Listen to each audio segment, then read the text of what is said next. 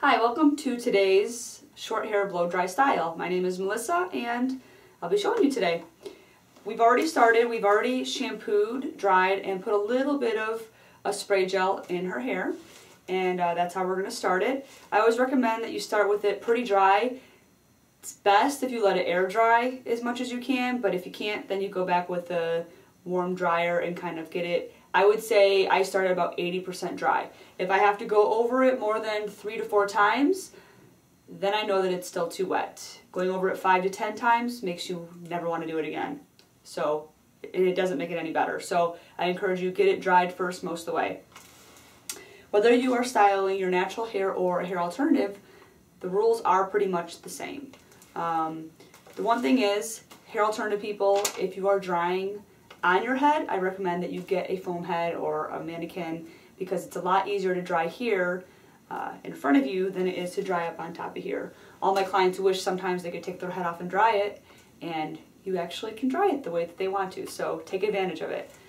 So to get started, we've already, like I said, put some gel in it. I encourage you to use a light spray gel or a mousse, nothing too heavy, because when you go to dry it, it's going to stick, and you don't want to do that. And sometimes the heat sprays aren't quite enough to give you enough hold, if that's what you need.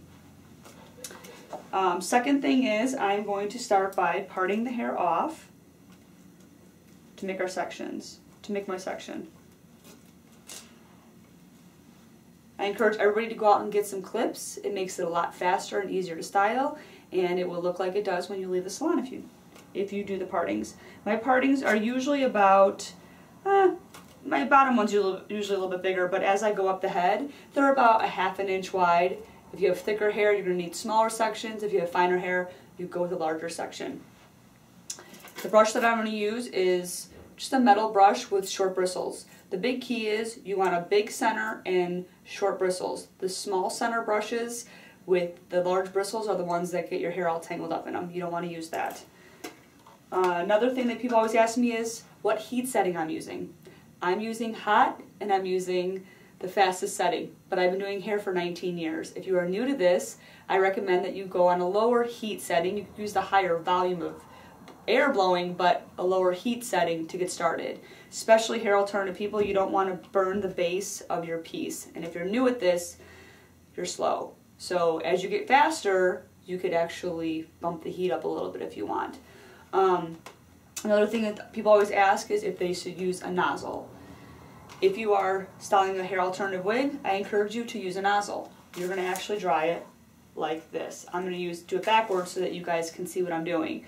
If you are drying your own hair, I say don't use the nozzle right away, because it is very hard in the mirror to line this up with this in the mirror.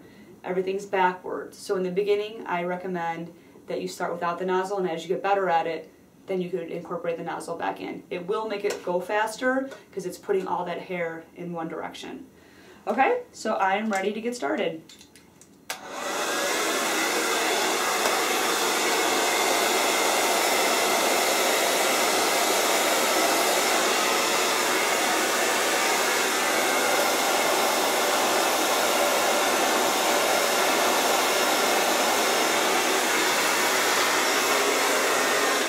Okay, hair people that are doing your hair on your head, it is going to be difficult. You're going to have to put the dryer down, put your new parting in,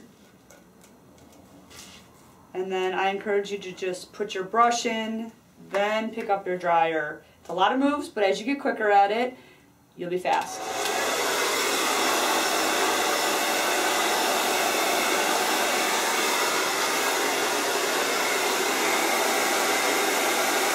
You may even have to, in the beginning, put the brush in, put it down, put the brush back out. You might have to kind of use back and forth until you get quick at it and it gets comfortable. So I'm not going to bore you with having you watch me do every single section around the head, but all I'm going to do is I'm going to keep taking my partings ½ an inch all the way up and dry, and I'm going to follow that through to the sides, and I'm going to bring that down, and then I'll be back to show you the rest when I get up to the top.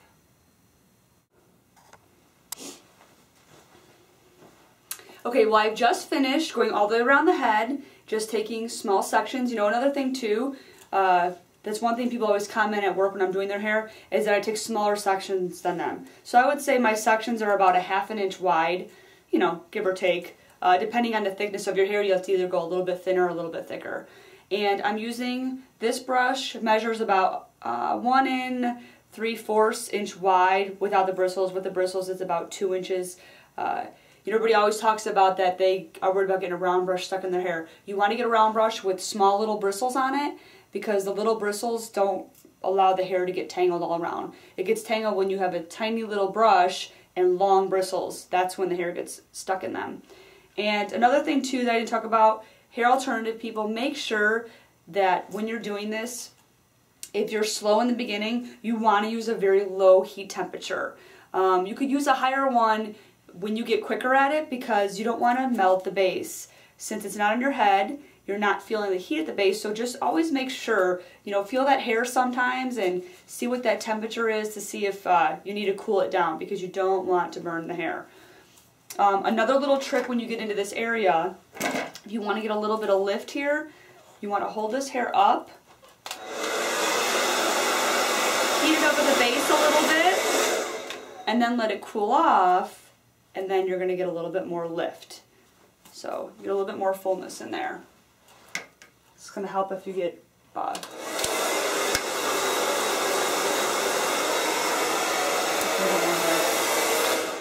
now, because we want to get lift in this base, I'm left with a center section panel. It's a rectangular shape. And what I tell people is the first 2 inches we're going to drive forward. Everything else is all going to go back and back and back. So that way we get a nice lift in the crown and we get a nice front that I'll show you what to do with when we get to that point. But I'm going to start by blow drying this part back, and I will turn her around so that you can see. Stand a little bit.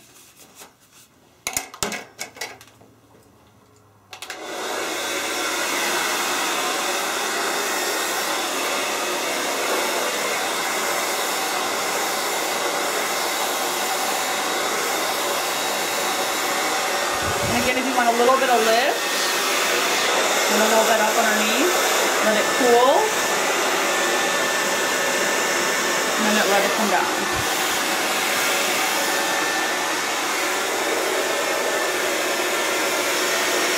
Take our next section,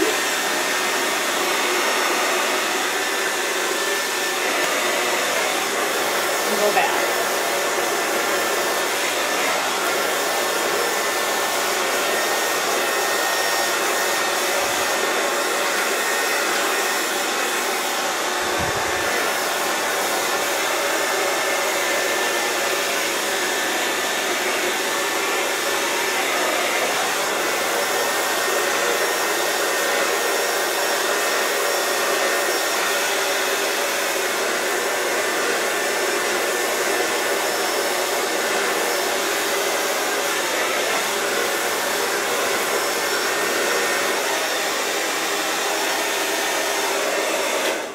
Okay, now we have all the back dried, and we're going to finish off with the front.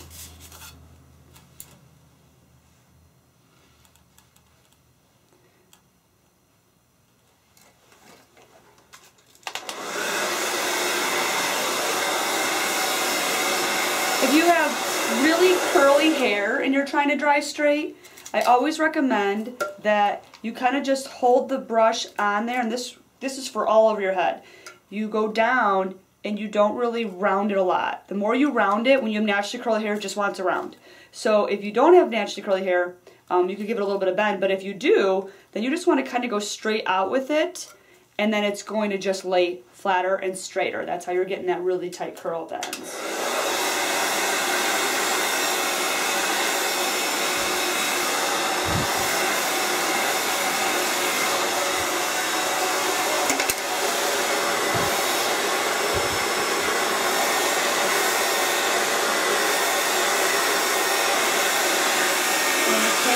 One more section.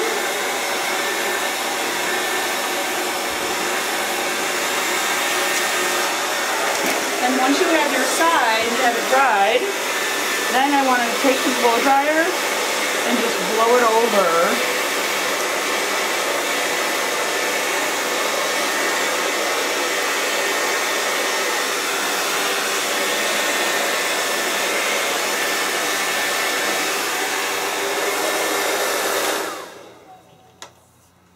So see, now I have that nice like side part. Got that nice lift in the crown.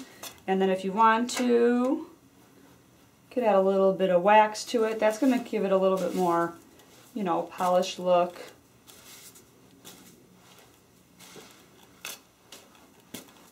Now if you wanted a little bit more lift in this area here,